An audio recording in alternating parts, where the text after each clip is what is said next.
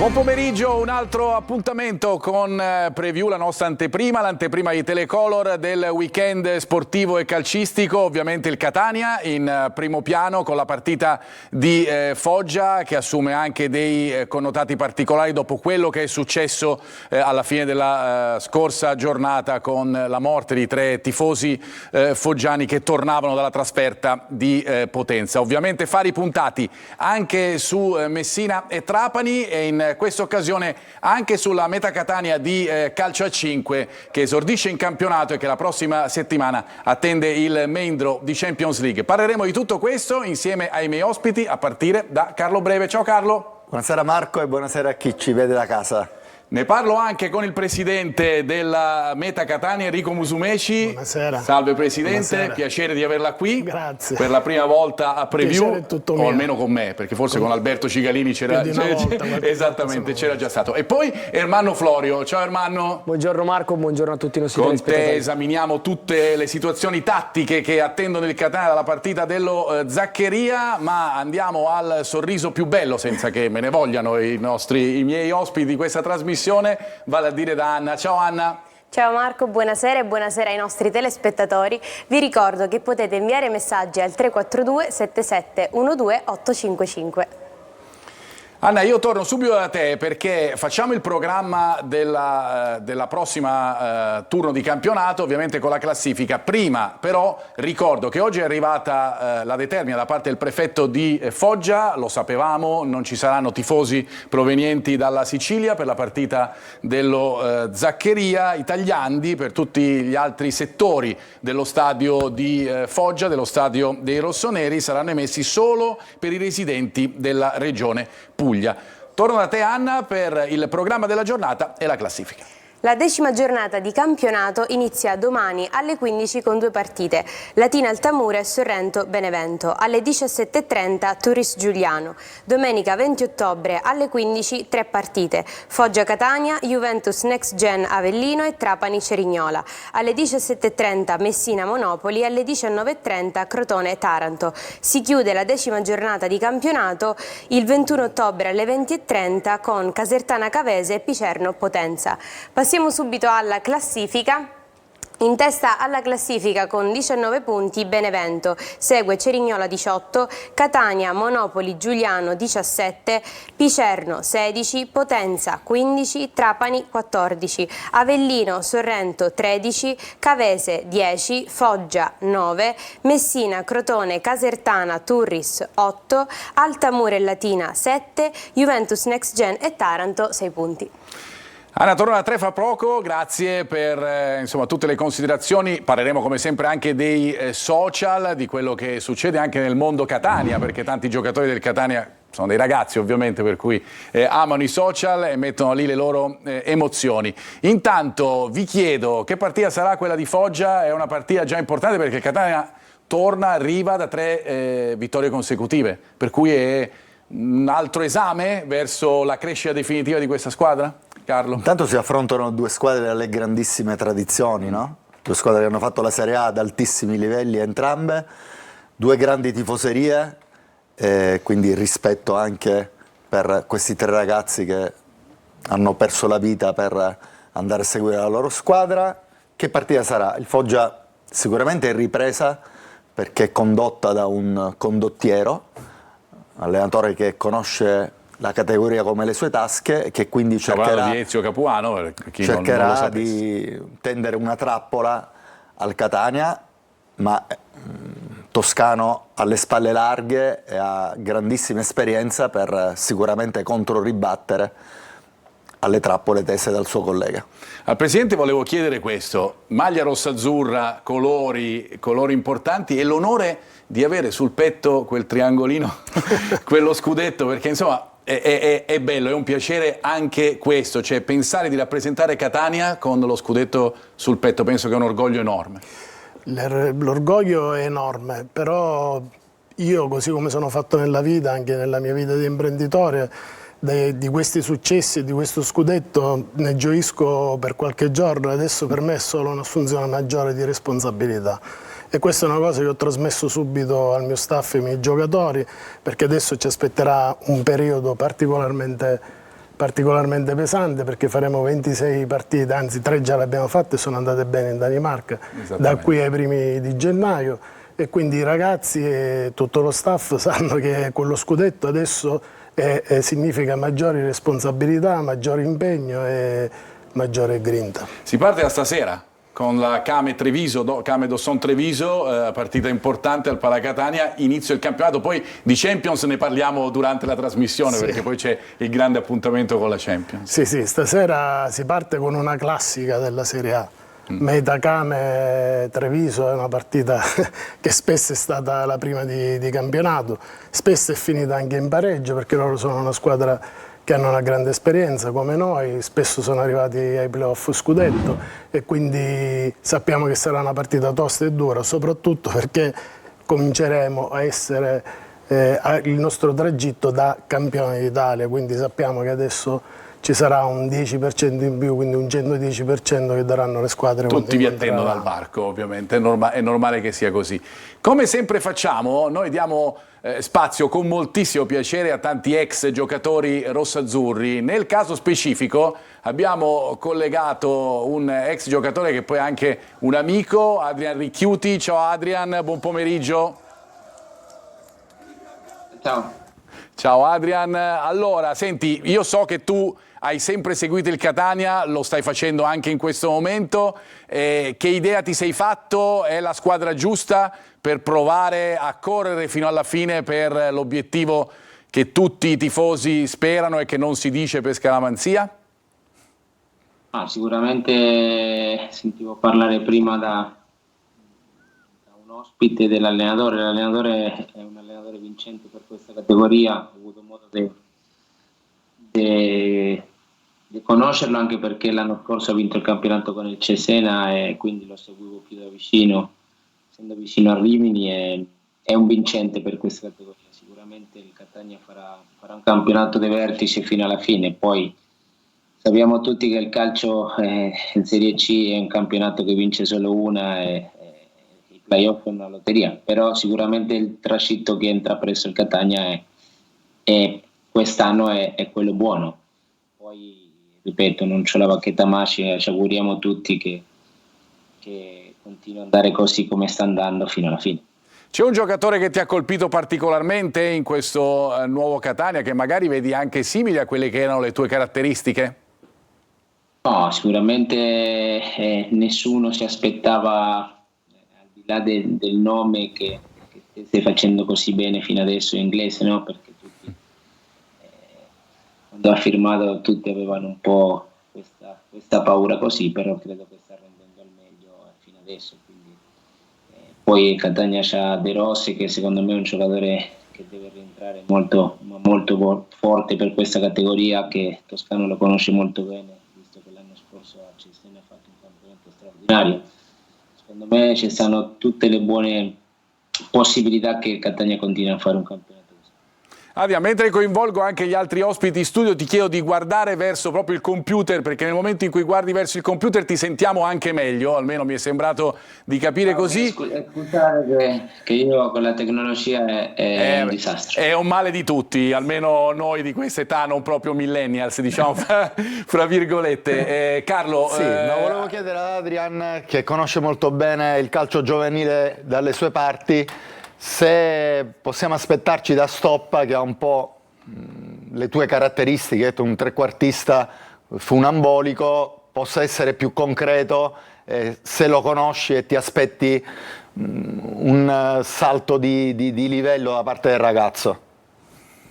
Ma io credo che qualità ce n'ha tante, il problema è che, ripeto, la Serie C è un campionato dove sicuramente le qualità tecniche sono difficili a volte da tirare fuori, perché secondo me sono giocatore tecnico, secondo me gioca sempre meglio in categorie superiori, però sicuramente gli servirà un po' di tempo per tirare fuori.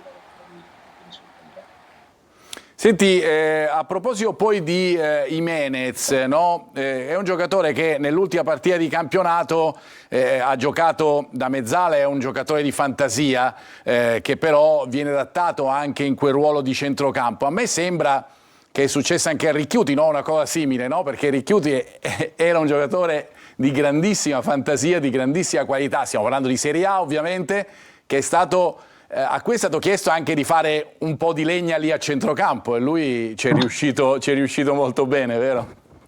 Ah sì, ripeto, più di legna io le botte ne ho date veramente poche, me le davano le botte, questo sicuro. No, sicuramente credo che a volte ci troviamo un pochettino meglio più indietro perché magari a ridosso dei difensori veniamo più marcati, invece partendo un pochettino più da dietro abbiamo più visione del campo e possiamo fare quello che sappiamo fare. Per me Mihajlović è stato un maestro in trovarmi quel ruolo lì e sia stato tutto l'emblema della mia permanenza a Catania, perché nessuno si aspettava che io facessi il centrocampista, invece credo che è stata una mossa fatta a pennello e lo ringrazierò per tutta la vita. Dal grande Sinisa Mihajlović. Adrian, senti, se ne discute molto, voglio sapere il tuo punto di vista perché so che sei sempre schietto. Questo fatto delle squadre, delle seconde squadre, Juve Next Gen, il Milan Futuro, l'Atalanta, in Serie C, tu come la vedi? È una cosa secondo te positiva o serve solo alle grandi squadre? Ma credo che sia una cosa positiva per entrambi, no? Perché l'iscrizione, prima cosa, pagano tantissimi soldi in più e quindi alla federazione gli entra di soldi. E poi è giusto che ogni squadra faccia del proprio sé. Ci lamentiamo alle volte che tante squadre falliscono, quelle squadre non falliranno mai, no? E quindi secondo me è una cosa giusta che fanno, anche perché fanno giocare dei ragazzi giovani e quasi tutte le squadre in Serie C ne beneficiano, perché vedendo i risultati che stanno facendo non credo che siano questi un grande campionato stanno facendo. Il Milan sta faticando anche la Juve. Nel girone del Rimini, la Juve sta faticando nel girone sopra, quindi nel girone del Catania, quindi credo che loro fanno l'unica, mi sembra l'Atalanta sta facendo un po' meglio, ma credo che sia giusto perché ogni squadra lo può fare, c'è una regola e va bene così. Prima di salutarti io ti chiedo, lo faccio con tutti gli ospiti che si collegano con noi, i grandi ex calciatori del Catania, ti chiedo se sarai a Catania magari a vedere qualche partita, così magari ti invitiamo anche qui in studio. Io spero di tornare adesso. La mia compagna con mio figlio il primo vanno a Catania, loro vanno spesso. Io adesso ho aperto una scuola calcio, alleno a San Marino, quindi sono sempre impegnato e non riesco a trovare un po' di tempo per venire in quella città che per me mi è rimasta nel cuore e mi rimane sempre nel cuore. Ecco, qual è il tuo ricordo più bello di Catania? Ma io dico sempre che sono stati 4 anni bellissimi, al di là dell'ultimo anno che ho giocato poco, ma io ricordo Catania con grande affetto e poi ho la compagna di Catania, quindi per me la città, Catania e Rimini sono le città più belle in assoluto. Che sono anche con caratteristiche simili. Adrian, ti ringrazio, ti saluto e ti aspetto per un'altra volta. Un abbraccio, buon pomeriggio. Quando volete. Ciao, grazie mille, buon pomeriggio. Ciao. Grazie ad Adrian Ricchiuti. Torno da Anna per alcuni messaggi o alcune indicazioni dai social, forse Anna. Ciao. Sì Marco, allora intanto parlando di Jimenez, oggi è il suo compleanno, quindi buon compleanno a lui. Ecco qua. Sì. Io vorrei far vedere adesso le foto che sono state pubblicate dai calciatori del Catania con le solite frasi iconiche. Vediamo se la regia può farle. Ecco, Anastasio che scrive insieme. Andiamo avanti con Di Gennaro che scrive perseverare e Verna invece che ci scrive sforzati per la grandezza. Mi vorrei soffermare su Verna perché oggi vi voglio mostrare qualcosa di diverso. Ha pubblicato un articolo che dice proprio Verna, se si può far vedere, eccolo qua. a lui le chiavi del centrocampo. Ecco, adesso quello che io vorrei chiedere ai nostri ospiti in studio è, secondo voi è vero che sono state date a Verna le chiavi del centrocampo? C'ha le chiavi? C'ha le chiavi, sì. Verna? Ce le ha? Ah, proprio le chiavi del centrocampo. Mi piace questo termine. Sì? Ti do le chiavi del mio centrocampo, Sì. perché l'ho utilizzato parecchie volte con qualche giocatore, tra l'altro Giovanni Costanzo, che oggi allena Perché nelle anche giovanili. un'assunzione di responsabilità, Sì. no? Che dai Io ho al consegnato giocatore. le chiavi del Esattamente. centrocampo della mia squadra. Chi ha le chiavi della meta? Oltre lei, Dei ovviamente, giocatori? Presidente. Dei giocatori. Giocatori in È chiaro, campo. certo. Beh, io ho la fortuna di avere una squadra fatta da persone, da giocatori con grande personalità, che tra di loro si stimano tanto, e questa è stata sicuramente, come dire, un'arma del successo dell'anno scorso. Probabilmente un gradino sopra metto Carmelo Musumeci, che è il capitano, perché lui è il leader in campo e fuori campo, insieme a Bocao, il centrale, ma è un giocatore a cui ho dato le chiavi, si è preso le chiavi della squadra perché lo merita, proprio per meriti in campo, e anche quelli della nazionale, quindi credo che non ci sono dubbi sotto questo punto di vista. Insomma, di chi ha il peso della responsabilità, responsabilità e dello spogliatoio, sì, della Meta Catania. Guadagnati in campo, ecco. Esattamente. Meta Catania campione d'Italia, sì, lo ricordiamo ancora una volta. Ci fermiamo, ritorniamo fra pochissimo, perché incominciamo a entrare nel vivo di quello che sarà la partita del Catania, la partita dello Zaccheria con il Foggia, fra poco.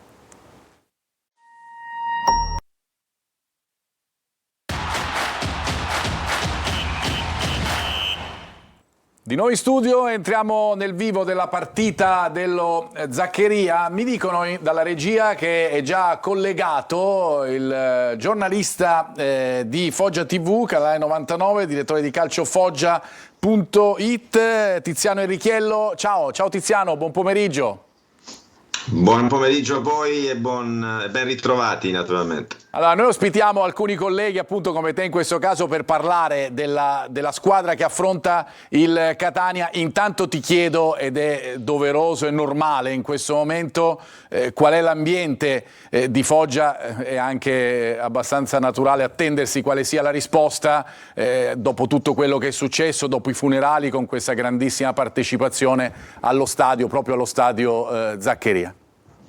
Guarda, non è stata una bella settimana per l'ambiente Foggia, non è stata una bella settimana per l'ambiente rossonero in generale, parlo sia degli addetti ai lavori ma anche del gruppo squadra, della società, dello staff tecnico. Insomma, si è lavorato in un clima sicuramente dimesso, perché la tragedia che ha colpito queste tre famiglie è stata una tragedia immane. Domenica sera noi eravamo di ritorno da Potenza e nel lasciare lo stadio Viviani cominciavano ad arrivare le prime notizie. Pensavamo a un incidente stradale un po' più lieve, perché sapevamo del ritorno in sede di gruppi organizzati di tifosi, però mai a immaginare che si trattasse di un incidente di questa portata. 3 morti, 2 ragazzi che continuano a combattere tra la vita e la morte nell'ospedale di Potenza, e purtroppo le notizie che ci arrivano non sono neanche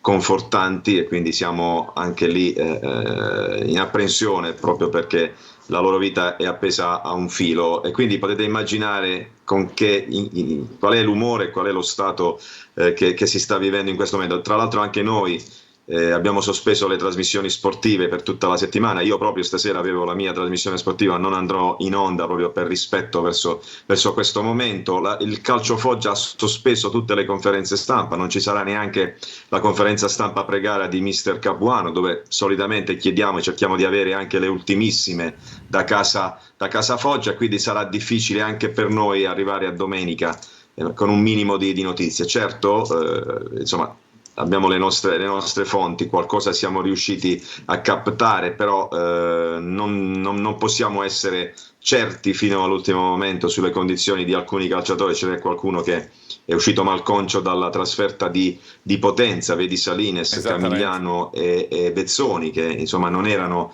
nelle condizioni migliori a fine partita. Salines preoccupa più degli altri perché si è accasciato a un certo punto durante la gara, non ce la faceva più, e si presume insomma che il problema muscolare sia più grave degli altri, quindi si conta di recuperare fare magari gli altri due calciatori. Ercolani rientra dalla squalifica, se dovesse confermare la difesa a 3 Capuano dovremmo avere Parodi, Camigliano ed Ercolani in difesa. Al posto di Salines potrebbe giocare Silvestro, dall'altra parte Vezzoni o Felicioli nel caso Vezzoni non dovesse farcela, e c'è il dubbio a centrocampo se Gargiulo Mazzocco, Gargiulo Danzi o Tascone. Insomma, c'è sempre questo ballottaggio ogni volta, perché sono in tanti a giocarsi una maglia. In avanti dovesse essere 3-4-2-1, la conferma di Emausso e Zunno dietro Murano. Se dovesse essere 3-4-3 cambierebbe poco, perché insomma comunque sempre Emausso e Zunno avanzerebbero nella linea di attaccanti. C'è Millico pronto ad entrare a partita in corso, ma potrebbe esserci anche la sorpresa di Millico dal primo minuto. Ripeto, in questa settimana probabilmente solo Capuano sa in che condizioni sono i calciatori. A proposito di Capuano, Tiziano, che scossa ha dato? Perché insomma lo sappiamo, è un allenatore che fa anche del contenuto, diciamo, della psicologia, fra virgolette, spiccia importante all'interno dello spogliatoio. Che contributo ha dato in tal senso Capuano per risvegliare il Foggia, che insomma non è partito certamente bene? Beh, guarda, Capuano ha diretto il Foggia, sono 3 partite che dirige il Foggia dalla panchina, e ti posso garantire che in ogni gara c'è stato un qualcosa in più. Io parlo in crescendo per quanto riguarda il gruppo squadra. Si è partiti dal bruttissimo primo tempo di Avellino, dove poi nella ripresa il Foggia, pur in 10 uomini, ha comunque tenuto testa all'Avellino, ha realizzato un gol, addirittura è andato anche vicino al pareggio. Poi la gara interna con il Taranto, dove il Foggia ha avuto qualche difficoltà nel primo tempo, però poi nella ripresa, quando Capuano ha cambiato alcuni interpreti sul rettangolo di gioco, il Foggia ha messo in discesa la partita. Domenica a Potenza ci ha sorpreso il fatto di non... Questa è una formazione che solitamente nelle prime gare, parlo con la gestione Brambilla, quando andava sotto di qualche gol o di un gol, andava nel pallone, andava in confusione. Invece con Capuano si sta verificando tutto il contrario. A Potenza abbiamo visto una squadra che soprattutto nella seconda metà della ripresa ha deciso di giocare come sa, ha messo sotto il Potenza, ha raggiunto il pareggio, e se non fosse stato per l'infortunio a Salines aveva ancora birra nelle gambe per poter magari anche ribaltare il risultato. Quindi sicuramente l'aggressività, ecco, da quando c'è Capuano c'è più aggressività in campo. I giocatori, Capuano si spiegava che il suo modo di giocare prevede l'attacco sul play, quindi il play della squadra avversaria, quello dalle quali dovrebbero partire i palloni per gli avanti della squadra avversaria. Lui gioca molto su questo, non a distruggere ma a bloccare sul nascere le iniziative della squadra avversaria. Beh, questo lo abbiamo visto anche a Potenza. È anche vero però che sicuramente c'è tanto ancora da lavorare. Conoscendo il modo di essere e di fare di Capuano, è una squadra che è sì sulla buona strada, però probabilmente i miglioramenti si avranno partita dopo partita. Ecco, con il Catania sarà la 4ª settimana di lavoro per Capuano, ci aspettiamo sicuramente qualcosa in più, così come è fuori di dubbio, e permettetemelo, insomma, domenica sarà una partita nella partita, perché ci aspettiamo anche un ambiente particolare, ci saranno delle iniziative che il Foggia ha messo in atto, ci saranno 3 minuti di sospensione della gara, 1 minuto per ogni vittima, e quindi si giocherà in un clima un po' particolare. E sicuramente questa è stata una richiesta proprio ieri degli ultra a margine della cerimonia funebre, che i giocatori moltiplicassero le forze in campo per regalare un sorriso poi a chi in questo momento sta soffrendo. Quindi ci aspettiamo sicuramente una prova gagliarda da parte dei ragazzi di Capuano, però tanto rispetto per l'avversario. Ovviamente. C'è un Catania. Tiziano, io ti ringrazio. Sì, ok. No, scusa, se stavi completando, no, pensavo che avessi finito, stavi invece completando.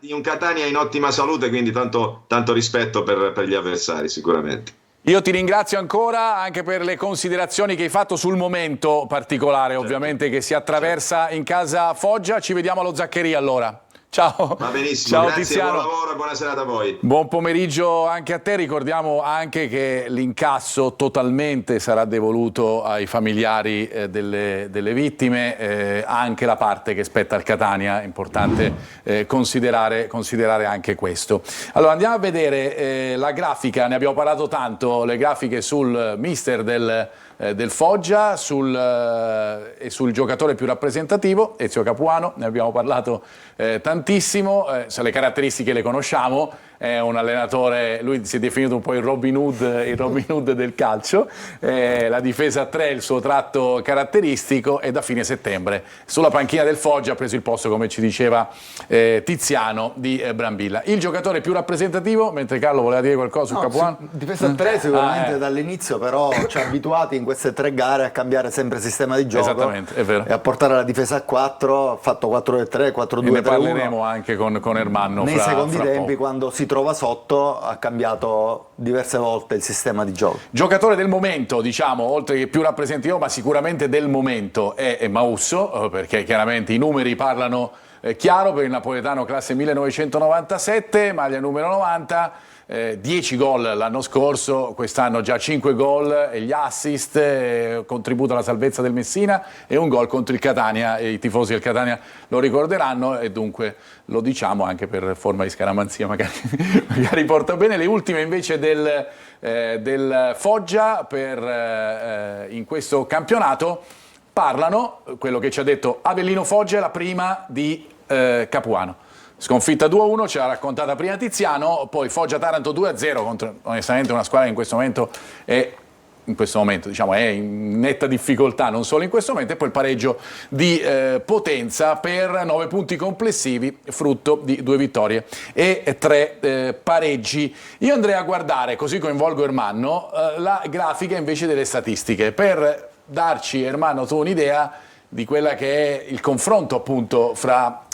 le due squadre. Ora le vedremo grazie alla regia, anche perché ci sono delle caratteristiche che voglio che tu analizzi subito, quella del possesso e quella dei passaggi da 3 quarti, perché cosa ci dicono? Sì, diciamo che ci sono delle grosse differenze, ma anche delle analogie nelle due formazioni. I pugliesi, che come possiamo vedere dalla grafica delle statistiche a confronto, hanno una grande ricerca del possesso palla, soprattutto possesso palla diciamo medio, a differenza invece di un Catania che si trova terzultimo nella classifica generale della Serie C come possesso palla. Catania che, come abbiamo detto anche nelle passate settimane, non ricerca tanto un dominio del possesso palla, soprattutto nella propria 3 quarti, ma ama aggredire e invadere con tanti uomini la 3 quarti avversaria. Foggia che invece, soprattutto con Brambilla, con Capuano, adesso i possessi stanno un pochettino abbassando, quindi è un dato in continuo aggiornamento, che ricerca tanto invece il dominio del possesso, diciamo continui passaggi e fraseggi anche nella propria 3 quarti, per poi invadere e attaccare. Vedremo poi dopo con dettagli video come la retroguardia avversaria. Tocchi in area avversaria dice un po' la stessa cosa, giusto? Sì, adesso però con i tocchi in area avversaria vediamo invece un'analogia diciamo tra delle due squadre, le due formazioni. Qui infatti il dato è molto simile, si nota ancora di più come il Catania non ha un grande dato sul possesso palla, solamente un 42% medio, ma come invada invece tanto la 3 quarti avversaria, e soprattutto entra tantissimo addirittura dentro l'area, toccando molte volte il pallone. Foggia, che anch'essa è posizionata nella parte alta della classifica e che come vedremo anche successivamente nei clip video, cerca spesso di entrare all'interno dell'area o con dei fraseggi o con degli inserimenti o anche con dei lanci lunghi. E i tiri dicono di una squadra comunque propositiva, soprattutto nelle ultime 3 giornate di campionato. Foggia che nelle ultime 3 giornate di campionato è stato molto propositivo negli ultimi 20 metri, con incursioni dentro area, tiri o su cross, quindi colpi di testa, oppure con dei tiri su qualche seconda palla, riconquistata 25 metri dalla porta. Però Foggia molto propositivo, è una squadra che, per quelli che sono i dati, non rispecchiano in qualche modo la classifica diciamo odierna. Presidente, io fra poco torno da lei per parlare della meta, ma quanto è importante l'analisi del match, anche soprattutto forse per il calcio a 5 ancora di più del calcio? Ma credo che ormai sia fondamentale. Da noi ci sono proprio delle riunioni settimanali che sono basate sull'analisi del match, e quindi rivedono i video, stabiliscono, insomma, io non sono un esperto, però da quello che ho capito cercano di capire l'avversario come gioca, quale può essere il lato debole, quale potrebbe essere il modo di giocare, quindi se aggredirli, se aspettarli, le caratteristiche di ogni giocatore, se spesso dribbla a sinistra o a destra, il tiro, insomma, l'analizzano, voglio dire, la guardano e la riguardano in tutti i modi, e sotto tutte le sfaccettature, direi, cioè, sia tattiche, tecniche e anche individuali dei giocatori. Anna, torno da te per sentire appunto qualche messaggio invece da parte dei nostri telespettatori. Sì, Marco, i messaggi che ci sono arrivati riguardano proprio il Foggia. Scrivono: buon pomeriggio, vicina così come tutti i tifosi catanesi ai familiari dei tifosi del Foggia. E ancora Luigi da Catania chiede: scusate, ma non si poteva sospendere il turno per rispetto dei ragazzi morti? Passiamo a ciao. Inglese sta dimostrando di essere un serio professionista e un ottimo attaccante, si è mantenuto in forma fisica e sta trovando quella atletica. E adesso una domanda per Carlo Breve: so che hai preso il ruolo di selezionatore della rappresentativa regionale, com'è la situazione del calcio giovanile siciliano? Ma il calcio giovanile siciliano sicuramente è un calcio in ascesa. Ci sono tanti ragazzi interessanti e bisogna tirare fuori i nuovi Madonia, i nuovi Bonvissuto, i nuovi Terranova, i nuovi Caccetta, bisogna tirarli fuori. Questo è importante, insomma, per avere uno zoccolo duro, insomma, importante di giocatori che possono nascosti, chissà dove sono, bisogna di nuovo bisogna scovarli. Ancora qualche messaggio, Anna, poi ti rispondo anche alla prima domanda. Sì. Michele Tribuna Superiore ci scrive: sabato in alcune movenze Jimenez mi ha ricordato il mitico Roberto De Zerbi, deve mangiare pane ma il talento c'è tutto. Mangerà pane, già non è che è pesantissimo, diciamo, però se mangia gli serve restare leggero. Per quanto riguarda la partita, no, sospendere la giornata diventa veramente una cosa complicatissima, anche perché cosa sospendi? Sospendi solo il girone C, dove si sospendere pure il B, l'A, poi la B, la A, insomma diventa veramente una cosa onestamente complicata. So che ci sono state delle interlocuzioni fra le società per capire se si poteva, il Catania ha dato anche delle disponibilità per lo spostamento e la partita, delle date, poi non si è trovato, alcune date che erano state definite dal Catania non andavano bene dall'altra parte, insomma la cosa è andata avanti e si è deciso poi per questa cosa dell'incasso, appunto, che è comunque veramente molto importante anche per le persone, non lenisce certamente il dolore, ma indubbiamente aiuta e fa capire la vicinanza al di là dell'aspetto economico. Torno da Ermanno perché andiamo a studiarcelo questo Foggia, ne abbiamo parlato un po' con le statistiche a confronto. Dall'arrivo di Capuano ha cambiato appunto il vestito tattico, ne abbiamo parlato, no? Sì, difesa 3. Ma è realmente poi una difesa a 3? Perché Carlo ce ne parlava, si cambia durante la partita. Si cambia, si ruota, ma come input diciamo iniziale il Foggia non è un Foggia che ci possiamo aspettare, cioè, il Catania se lo deve aspettare a 3, ecco, perché soprattutto i quarti di centrocampo, stato fino alla scorsa Salines, che in realtà è un difensore centrale adattato laterale, a sinistra invece Vezzoni o Felicioli, che sono dei terzini bassi, adattati ora come quarti di centrocampo, ci fanno più pensare a una difesa a 5 più che una difesa a 3, anche perché conoscendo Capuano, vedendo il suo passato anche nelle serie minori, ma nella serie C soprattutto, è un grande allenatore difensivo che ama poi ripartire velocemente. Andiamo a vedere la prima clip, quella proprio con il Taranto, sì, credo, in cui hai indicato proprio quello che stavi dicendo, cioè di una difesa che in realtà vede i due esterni, insomma, andare un po' indietro. Si può vedere molto dalla clip. Ho messo il icone di luce sui due quarti che si abbassano molto e sono nella stessa linea della difesa, e quindi è una difesa, diciamo, che non è molto alta, anzi molto bassa, a protezione della porta o dell'area di rigore, e come quella del Catania abbiamo visto anche scorsa settimana, ma vedremo anche in questa puntata. creano tanta densità nella zona soprattutto centrale e proteggono molto, con molti uomini, quelli che sono gli ultimi 25 metri e soprattutto protezione completa di quello che è il castello difensivo e quindi la porta. Stesso discorso lo possiamo vedere anche nella prima di Capuano, era arrivato proprio da pochissimo con l'Avellino. Nella prima di Capuano però si può analizzare anche qualche piccolo difetto, qua vediamo come la difesa si pone a 5, infatti i 5 sono proprio tutti sulla stessa linea, però anche qui Salines, che era riadattato a 4, si vede come non fa un'ottima copertura dello spazio e non rientra bene. Ovviamente lì Capuano era arrivato solo da 2 giorni, 2-3 giorni, quindi aveva potuto lavorare poco con la squadra e poco su questi meccanismi e rotazioni. Adesso già dopo 2 settimane e mezzo si può vedere anche con la partita col Potenza come i principi tattici si stiano iniziando ad amalgamare nel modo corretto.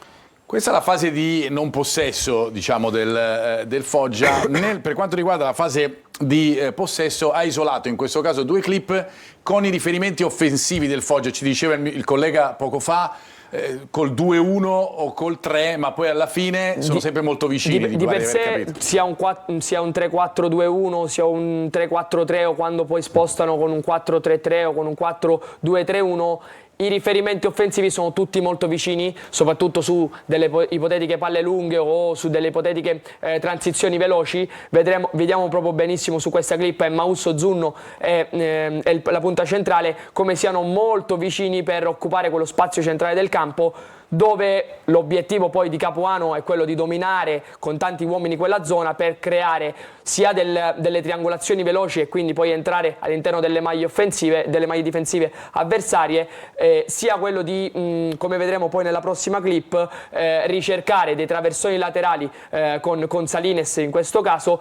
e attaccare con più facilità e con più probabilità quelle che sono la seconda palla per poi creare delle azioni offensive. Qua vediamo esatto un errore della difesa del Taranto. Avendo tanti uomini in zona centrale è più facile arrivare al tiro in porto, comunque ad un'occasione pericolosa. E c'è un principio tattico proprio in fase di possesso, che è la mobilità che questa squadra ha, perché tu trovi 3 attaccanti che si muovono spesso in diverse. Trovi Murano a sinistra, Murano a destra e Mausso che va a fare il centravanti, e Zunno che si muove da un lato e dall'altro, stessa cosa Orlando, quindi il principio di gioco della mobilità è ben identificato in questa squadra. Ed è moderno, fra parentesi, perché poi è più difficile da è un principio leggere, in fase di possesso e quindi loro lo fanno bene. Una mia idea, un mio piccolo pensiero è il fatto che Millico, che comunque è un giocatore che ha fatto Serie A e Serie B per diversi anni, non stia trovando spazio proprio perché è diverso rispetto a Zunno, rispetto a Mausso, è più un'ala, più un esterno di fascia e fa tanta fatica a sinistra. Fa tanta fatica a giocare dentro il campo, quindi ancora non ha ben chiaro questi tipi di principi, però penso che nel proseguo del campionato se lo ritroveranno perché è un giocatore di categoria. Hanno una batteria di attaccanti di un certo livello, in mezzo al campo sono ben coperti, sono corti dietro e l'assenza di Salines è un'assenza veramente pesante, anche perché è un giocatore che per di più si fa vedere anche molto anche in fase offensiva, soprattutto sui calci piazzati. Infatti già 2 gol, uno col Monopoli che abbiamo analizzato quando abbiamo parlato del Monopoli su uno stacco aereo sul secondo palo, e l'ultima volta col Taranto su proprio uno schema calcio piazzato. Ragazzi, io volevo parlare un po' di Champions, perché noi parliamo del campionato, parliamo anche di Champions, perché abbiamo la fortuna di avere chi la fa. E io, Presidente, le faccio vedere intanto la grafica che ci riassume un po' quello che sarà il calendario della prossima Champions League della Meta Catania, che però possiamo... Ecco, intanto guardiamo un po' le squadre. Allora, io tento di dirle nel modo giusto e poi lei mi dice Differdange, che è una squadra lussemburghese, ok, poi il Linz che è austriaca, è la più facile da nominare, il Linz che è la più e poi il Kauno Žalgiris, ok, che è invece una squadra lituana, corretto? Innanzitutto uno spettacolo, perché è uno spettacolo da vedere, perché sono 3 partite nel giro di quanto? 4 giorni? Mercoledì, giovedì, venerdì riposiamo e sabato. Quindi in 4 giorni ci saranno tutto al Palacatania? Tutto al Palacatania. La prima partita sarà alle 17 e la seconda alle 20:30. Chiaramente noi in qualità di squadra ospitante, augurandoci insomma di avere quanto più pubblico possibile. Giochiamo tutte e 3 le partite alle 20:30. Ok, per cui ci sarà anche la possibilità veramente per tutti di andare a seguire uno spettacolo importante, perché stiamo parlando del main round, cioè i gironi insomma veri della Champions League. C'è una qualificata? Gironi veri? Sì, esattamente. Sì, diciamo che noi già abbiamo fatto un girone vero. Il girone vero è vero, no, perché noi abbiamo fatto il preliminare. Sono il le squadre campioni dei paesi che hanno, come dire, un punteggio, un ranking, è il termine che si usa. Fra parentesi, questo basso. girone di preliminare, è vero, girone sì, sarà basso, però io volevo fare notare che la Meta Catania ha vinto tutte e 3 le partite, i punteggi 9-1, 4-0, 6-2, differenza reti più 16. Ma perché è il primo anno che l'Italia va a disputare il preliminare round, perché la nazionale italiana purtroppo negli ultimi tempi non ha fatto grandi risultati, quindi siamo scesi, e malgrado il campionato italiano sia un campionato importante, per la prima volta dalla storia del calcio a 5 in 40 anni i campioni d'Italia hanno dovuto fare il preliminare. Però noi, come dire, non abbiamo disatteso quello che dovevamo fare, abbiamo vinto bene, abbiamo vinto in Danimarca, abbiamo avuto una grande ospitalità e soprattutto abbiamo avuto i complimenti da parte delle squadre che ci hanno incontrato, e appena hanno saputo che andavano i campioni d'Italia, Catania, hanno subito messo in chiaro che arrivava una squadra tra le più forti al mondo. Ora loro hanno esagerato, però io questa cosa la racconto sempre, perché vuol dire che tutto quello che noi abbiamo fatto in questi 6 anni di Serie A nel campo del calcio a 5, che è uno sport che sta crescendo tantissimo a livello mondiale. Una volta lo conoscevano solo gli spagnoli, gli uruguaiani, i brasiliani, e ne facevano tesoro nel settore giovanile. Adesso invece esiste un movimento importante dove le squadre che hanno la Serie A, campione di calcio 11, vedi il Barcellona, lo Sporting Lisbona, l'Anderlecht, eccetera, hanno anche la squadra di calcio a 5. Ci sono molti professionisti, i palazzetti si riempiono, e malgrado ciò Catania rappresenta sicuramente una piazza importante non solo a livello nazionale ma anche a livello europeo, perché abbiamo vinto lo scudetto, abbiamo ospitato una partita della nazionale qui con la Macedonia, abbiamo fatto una grande bella figura, e adesso la UEFA ha detto no, va bene, se Catania si propone, per noi Catania è un ottimo centro, un ottimo posto di conoscitori di calcio a 5. Esattamente, tanto è vero che appunto si giocherà a Catania questo è un main grande round. Successo questo, è giusto che i catanesi siciliani lo sappiano, cioè Veramente. Già questa manifestazione di fiducia rispetto alla nostra regione, al nostro paese in questo mondo è un grande successo. Si qualifica la prima? Solo la prima. Solo la prima. Sì. Qual è la più difficile da pronunciare? Anzi, la più facile da pronunciare è Linz, anche la più facile sul campo, no, non lo so. Questo me lo dice lei. Qual è l'avversaria o le avversarie per riuscire a centrare questo primo posto? In ogni nazione c'è un regolamento dove si possono mettere in campo più giocatori comunitari, extracomunitari, brasiliani, eccetera. Noi in Italia ne possiamo mettere 4 più formati. Nelle altre nazioni invece è libero. Perché voglio dire questo? Perché la squadra di campione di Lussemburgo piuttosto che di Lituania sono delle squadre fortissime, perché imbottite di stranieri. Non solo, hanno un grande seguito e devo dire anche delle grandi economie dietro, e hanno un grande pubblico, sono seguiti. Quindi aspettano questa Champions League per cercare di andare avanti tutti. Non sono a livello delle squadre che si incontreranno nell'eventuale elite round, quindi campioni di Spagna, di Portogallo, Kairat, Anderlecht, eccetera, eccetera. Però sono delle squadre dove il fattore campo per noi sarà un fattore importante per cercare di giocarcela, di avere speranze e di giocarcela, ci crediamo, però sappiamo che saranno 3 partite comunque difficilissime. È importante che i tifosi vengano al Paracatania per sostenervi. Ci sono, Anna, delle domande per il Presidente? Sì, ci sono dei messaggi per il Presidente, scrivono: buonasera ragazzi, un saluto particolare al Presidente Musumeci da Mario e dalla mitica Terza H. E poi una domanda. Complimenti al Presidente Musumeci della Meta Catania. Volevo chiedere, quest'anno la Meta Catania punta al double? Champions, questo, scudetto? no? Chiunque fa sport, quando entra in campo, io penso che entri sempre per giochi per vincere. A maggior ragione noi, dicevo poco fa che lo scudetto per noi è una maggiore responsabilità, però abbiamo allungato la rosa proprio per tentare di essere, come dire, competitivi in... Non solo, tra l'altro non è solo un double, c'è Scudetto e Champions League. C'è anche la Coppa Italia. C'è anche una Coppa Italia, c'è anche una Supercoppa. C'è noi che abbiamo vinto lo Scudetto contro chi ha vinto la Coppa Italia.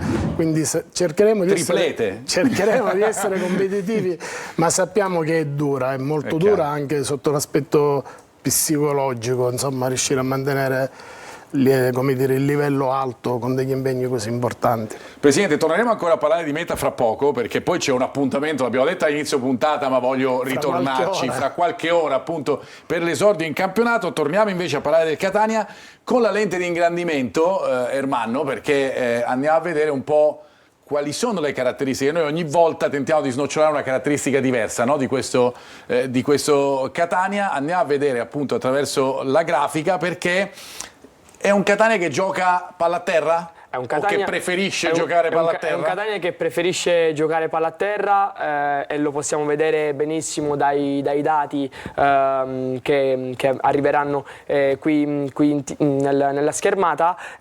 Catania che non lancia quasi mai la palla, preferisce giocare spesso con giocate verticali tra le linee, quindi anche, poi lo vedremo dopo, le rotazioni sia dei tre quarti che delle mezzale, che vanno spesso a giocare tra la linea del centrocampo e la linea difensiva della squadra avversaria. Catania che è tra le ultime, diciamo, squadre in tutti e tre i gironi di Serie C come dato sul lancio lungo, quindi predilige per principio tattico e anche secondo me per qualità tecnica dei vari giocatori, dei vari interpreti, una giocata per lo più sempre rasoterra o con degli appoggi vicini.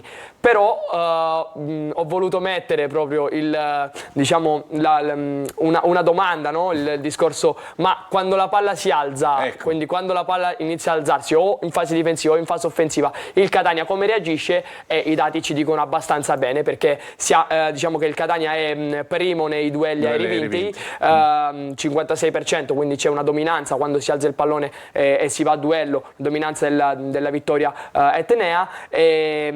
Soprattutto nella parte difensiva, quando la squadra avversaria cerca di giocare su palle alte, ma anche, come abbiamo visto nei dati statistici poc'anzi, sui tiri aerei nell'area avversaria. Catania che sa colpire la palla di testa, sa andare di testa, soprattutto con i suoi riferimenti offensivi, che sia Montalto, che sia Inglese o chi per loro che va dentro l'area.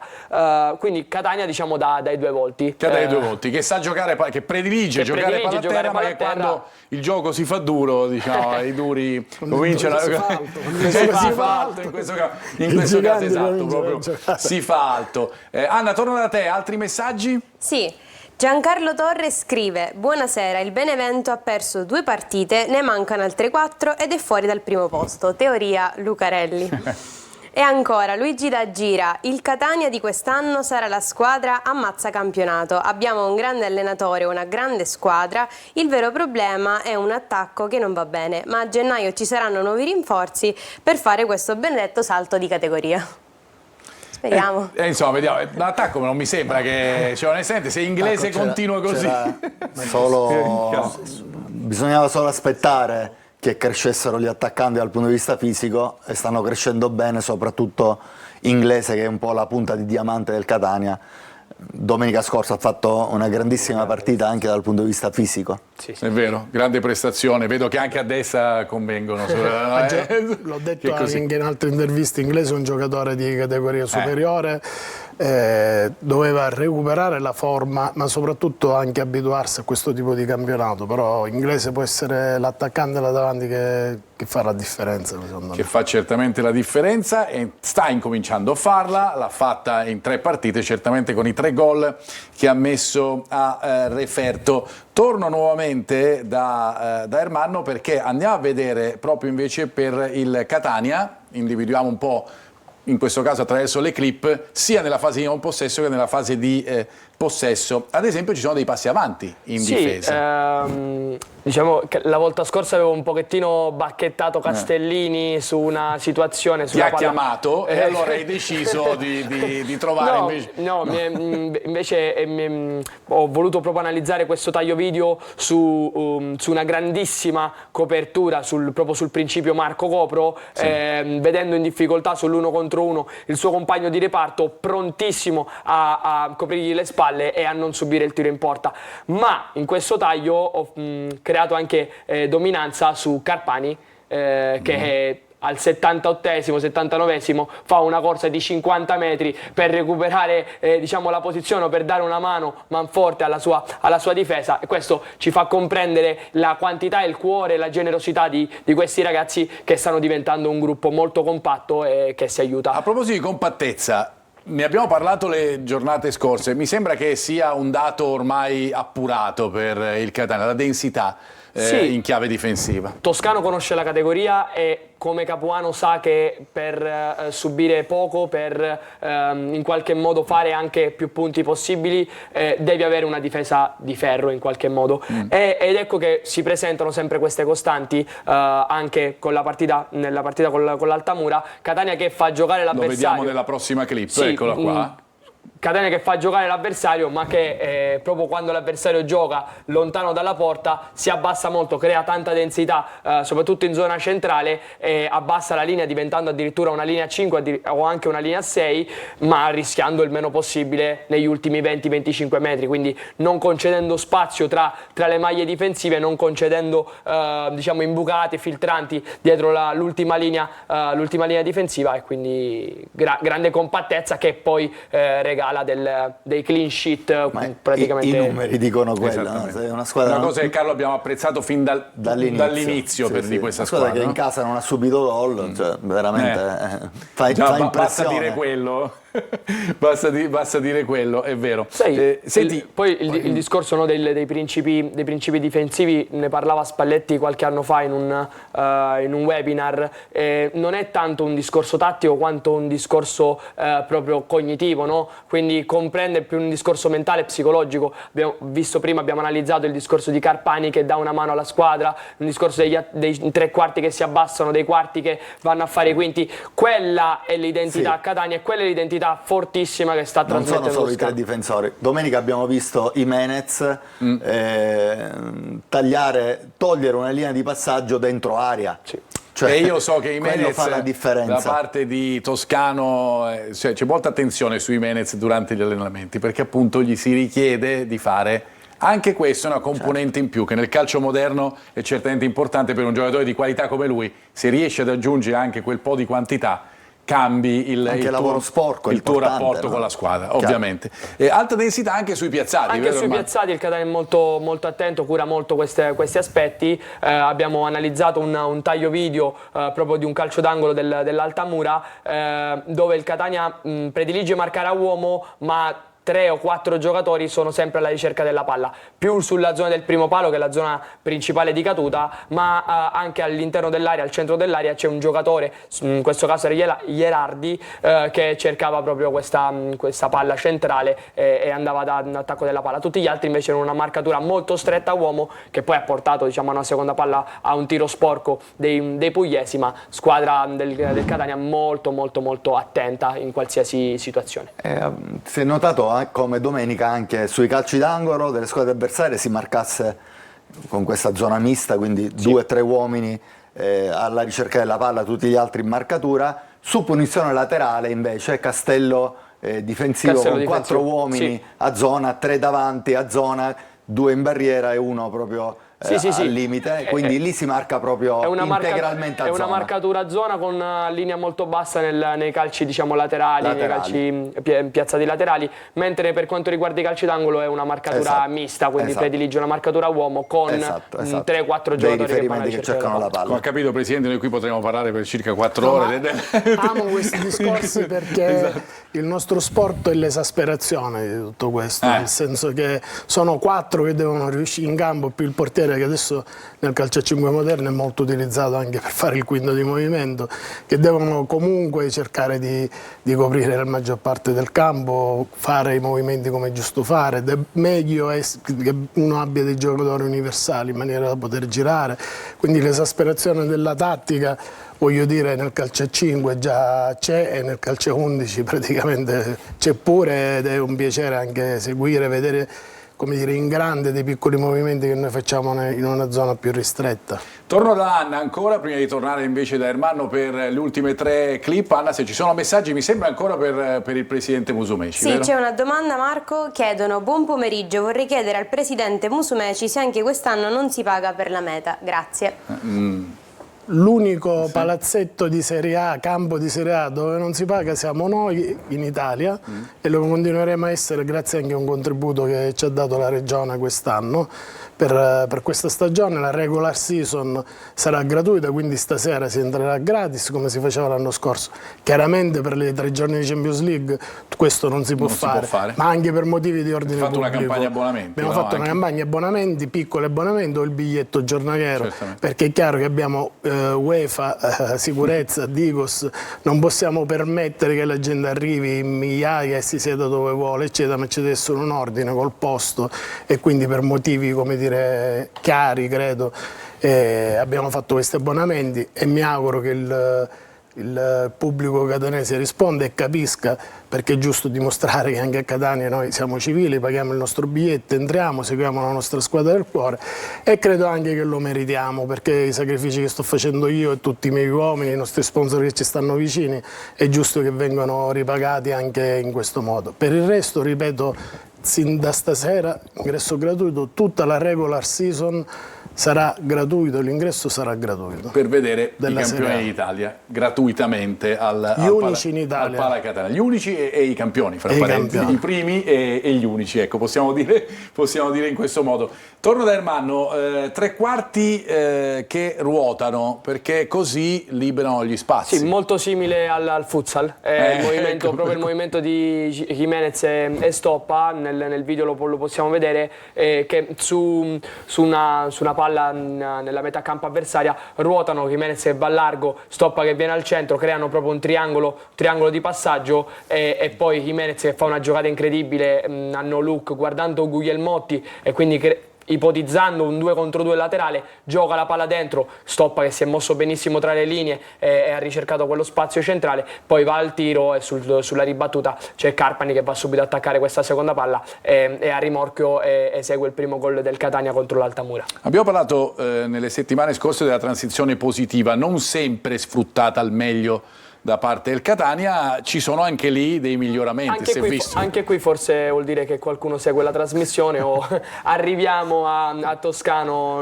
diciamo dritto nell'orecchio, perché sì, questa volta il Catania utilizza la transizione in maniera fantastica, l'aveva fatto bene anche a Caserta, non concretizzando con l'azione con Guglielmotti. Qui vediamo invece su Stoppa che recupera palla, Inglese che fa Jimenez che recupera palla, Inglese che fa un ottimo taglio per liberare lo spazio, si crea un 3 contro 2, Jimenez che fino all'ultimo aspetta e provoca l'uscita del centrale dell'Altamura, creando lo spazio per Carpani, e poi si arriva al tiro in porta, non al gol, però comunque una grande transizione. Esatto. Il primo controllo è fondamentale. Il famoso primo stop. Il famoso primo controllo, che è quello che, come dicono, da noi si suola, perché si gioca a 2 tempi, non lo puoi sbagliare il primo. Certo, è impossibile. In una partita se sbagli uno stop prendi il gol, quindi devi stare molto attento. È impossibile, è vero, per il futsal è sicuramente impossibile. Ultima clip, questa volta invece porta al gol. Transizione positiva che invece porta al gol. Qui si vede come il Catania lavora da squadra anche nella fase di non possesso.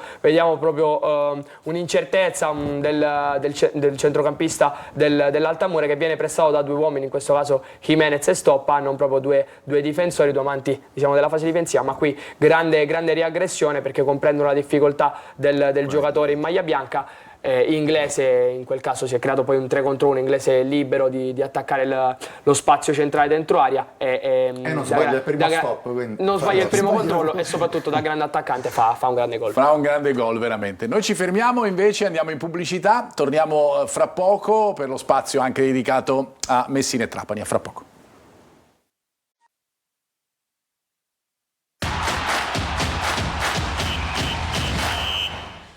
Eccoci di nuovo in studio, mentre si moltiplicano, come sempre, a me fa piacere, le discussioni anche nel fuori onda, sotto l'aspetto tattico, perché insomma coinvolgiamo anche gli ospiti come il Presidente durante la trasmissione, anche nel fuori onda. A proposito, non di fuori onda, ma a proposito di componenti importanti della trasmissione, Francesco Triolo. Ciao Francesco, che spettacolo!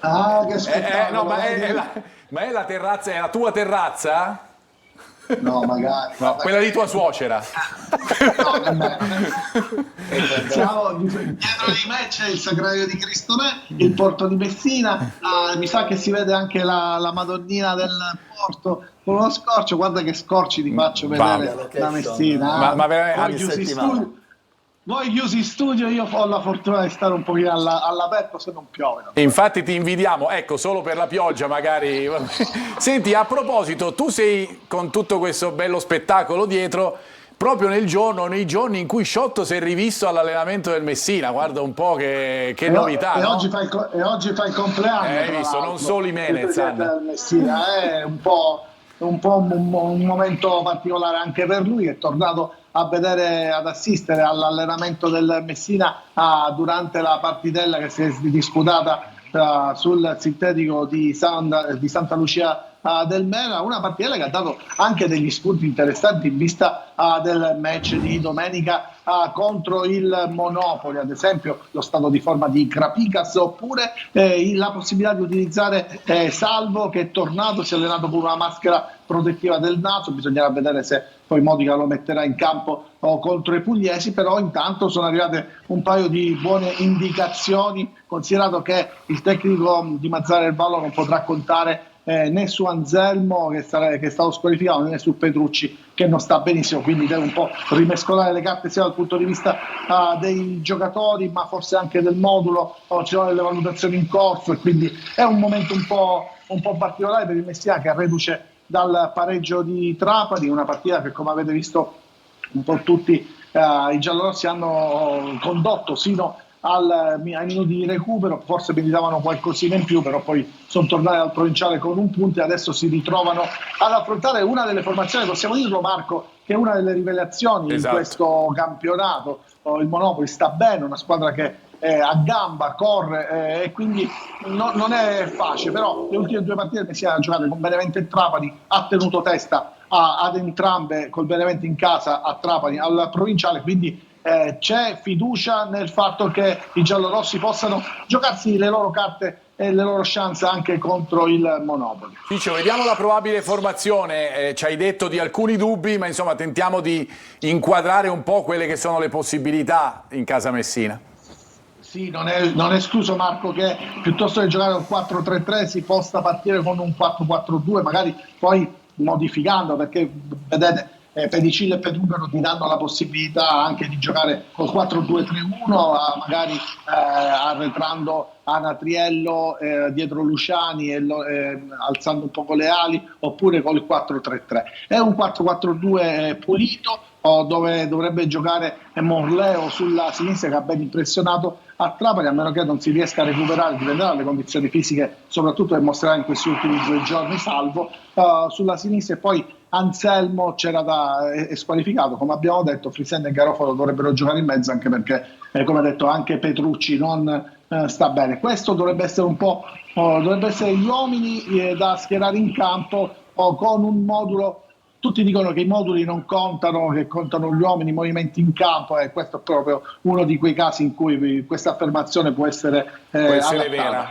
Grazie Francesco, grazie come sempre, grazie anche per il bello scorcio. Ciao, buon pomeriggio. Saluti, buona giornata. Vediamo se invece Franco Camarasana è rimasto invece dentro, vediamo un po', lo capiremo dall'inquadratura che arriva. Eccolo qui, nel suo studio. Sì, ciao Franco. Piove a Trapani, no? Piove nei momenti.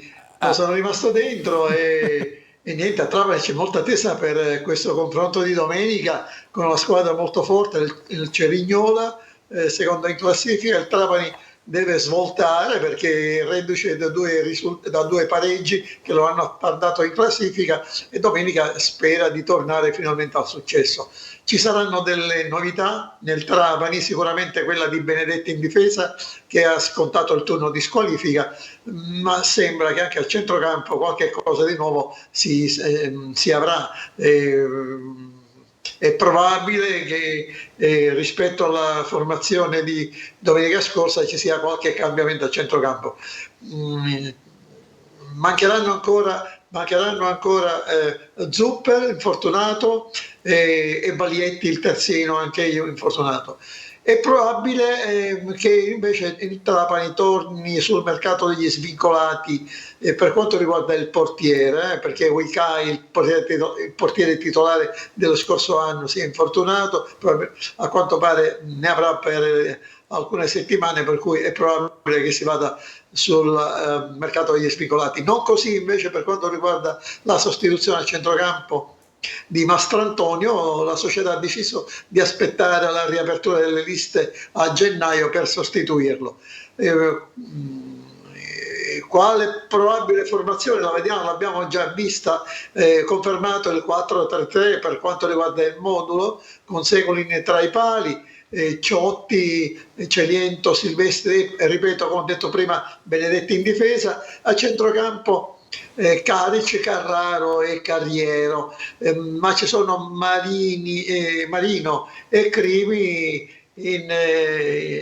che potrebbero prendere il loro posto, o tutte e due o uno dei due. Per quanto riguarda il reparto avanzato, il trio consueto, Canutè e Lescano Fall. Il Trapani lì non ha problemi perché ha a parte, ripeto, l'infortunato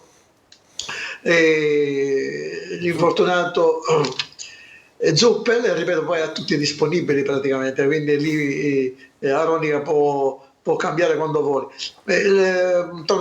Tornando brevemente al Cerignola, bisogna sottolineare non soltanto che è seconda in classifica con 18 punti, ma che ha perso soltanto una partita quest'anno, ne ha vinte 3, ne ha vinte 5, ne ha pareggiate 3, e soprattutto da 4 turni non subisce una rete, a dimostrazione che è una squadra che è fortissima in difesa.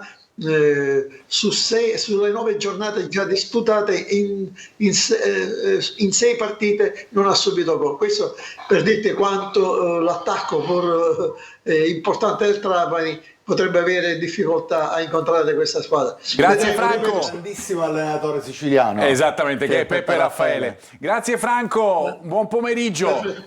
Ok, altrettanto a voi. Ciao, buon pomeriggio Franco. Noi ci ritroviamo invece fra poco, ultime proprio da preview con le probabili dello Zaccheria, e poi torniamo per un attimo a parlare ancora di Meta Catania con il presidente Musumeci. A fra poco.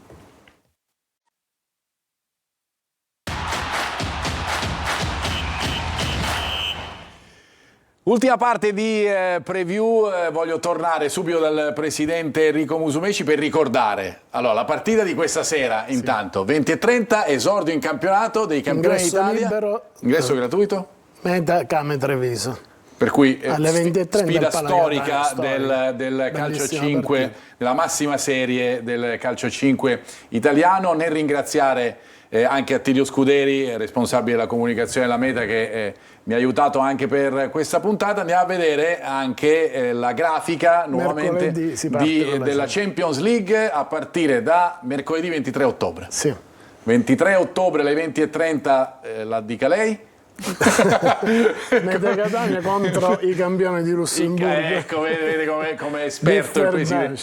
Il Differdange, e poi giovedì 24 contro il Linz dovrebbe essere, e poi il 26 sabato di ottobre potrebbe essere quella decisiva contro i campioni di Lituania, che si chiamano Kauno Zalgiris. Ma bravissimo. In questo caso invece il biglietto è a pagamento e ci sono degli abbonamenti già perfetto, aperti. In bocca al lupo veramente per tutto, ma poi torno a salutarla Presidente. Anna, ci sono altri messaggi? Sì, tornano i messaggi sul Catania.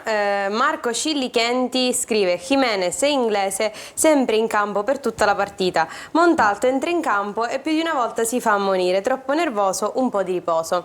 E ancora: secondo me non c'è una squadra che può dominare questo campionato, e se fossimo noi? Non noi Marco, No, noi. tu sicuramente sei dominante, ci proviamo, vai, se fossimo noi il Catania, in effetti potrebbe essere il Catania, la squadra dominante? Insomma, sicuramente tra le protagoniste. Teniamo i piedi per terra. Anna, grazie. Ci sono altri messaggi? No. Benissimo, andiamo sulla grafica della probabile del Foggia per vedere un po' come si potrebbe schierare la squadra di Eziolino Capuano allo Zaccheria. Foggia con il 3-4-2-1, 3-4-3, insomma con quella squadra là davanti che abbiamo visto, con quei tre che Carlo Breve diceva certamente non sono malaccio, Mausso, Zunno e Murano, e poi c'è il resto della squadra con qualche defezione importante, l'abbiamo detta durante la trasmissione. Andiamo a vedere. Occhio a Murano perché è stato poco prolifico quest'anno, ma è un attaccante di grandissimo valore, uno dei migliori della Lega Pro. La difesa del Catania dovrà chiaramente tenere botta su questo. A proposito di difesa del Catania, andiamo a vedere quello che è lo schieramento, che non è questo, non abbiamo modificato la grafica, allora ve lo dico io, che abbiamo tenuto una grafica antica, diciamo, è sempre 3-5-2, ma con Jimenez, fondamentalmente con Stoppali davanti insieme ad Inglese, per cui questa è la probabile del Catania. Ovviamente c'è il dubbio sempre sulla tre quarti, nel caso ci fosse la possibilità che entri D'Andrea, potrebbe essere anche ridisegnato come 3-4-2-1 con Jimenez, che chiaramente potrebbe restare lì in quel ruolo di mezzala come abbiamo visto nella partita con l'Altamura. Sì, secondo me non cambierà il sistema di gioco perché è quello che dà più garanzie, non c'è un uomo che può affiancare Verna in mezzo al campo e quindi secondo me è escluso con i due trequartisti. Attenzione che ci può essere anche il rilancio di Lunetta, potrebbe esserci anche qualche altro giocatore che non è partito dall'inizio. Per riassumere meglio, visto che abbiamo avuto il problema della grafica, vi dico che potrebbe essere la stessa vista con l'Altamura con qualche variazione. Attenzione a Luperini, che potrebbe essere secondo me anche lui della partita. Con qualche variazione gli unici due che potrebbero subentrare, Luperini, appunto l'avevamo detto poco fa, e Lunetta. Ed Andrea o Lunetta. D'Andrea vedremo un po'. Per Stoppa. Vedremo un po'. Questi tre, sì, esattamente. rampa di lancio. Quelli sono i rampa di lancio. Inglese che resta lì davanti. Arbitri della partita dello Zaccheria con Dario Di Francesco di Ossialido, che è il direttore di gara, e poi Lisi di Firenze e Merciai di Rimini, due assistenti, e il quarto ufficiale non lo vedo più, per cui non me lo ricordo a memoria, non lo diciamo. Ecco, ancora, giustamente. No, io pensavo, Ermanno mi stava suggerendo, dice ancora, no, ancora, stiamo finendo, ancora 2 minuti e finiamo. Benissimo, io credo che vi posso anche salutare e ringraziare, partendo dal presidente Enrico Musumeci, grazie di essere stato con noi. A voi, grazie. La aspettiamo per qualsiasi cosa, per parlare del Catania e per parlare della meta, sperando in altri successi. Io verrò a trovarvi, grazie dell'invito. Grazie Ermanno, ci vediamo alla prossima. Grazie a te Marco, ci vediamo alla prossima. E grazie Carlo Breve, ci vediamo fra qualche ora su Telecolor. Insieme.